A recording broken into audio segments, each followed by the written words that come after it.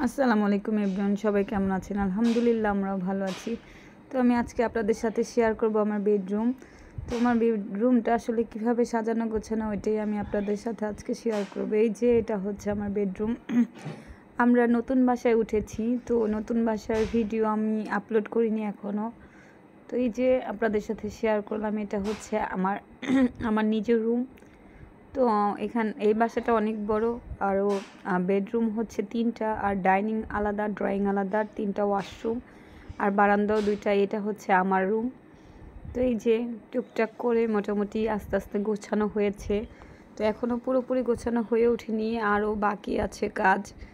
তো আস্তে আস্তে গোছাচ্ছি, কারণ বাসা চেঞ্জ করা অনেক ঝামেলা, আর একদিনে সব গোছানো সম্ভব না। তো যতটুকুই করেছি তাই আপনাদের সাথে শেয়ার করলাম।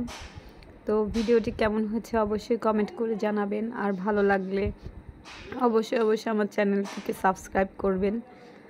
তো আজকে এই পর্যন্তই। সবাই ভালো থাকবেন, সুস্থ থাকবেন, আর আমাদের জন্য দোয়া করবেন, আর নতুন নতুন ভিডিও আপলোড করতে পারি। তো আজকে এই পর্যন্তই, আবার দেখা হবে অন্য কোনো ব্লগে, অন্য কোনো ভিডিওতে। তো আল্লাহ হাফেজ। আর আমার রুমটি কেমন হয়েছে জানাবেন।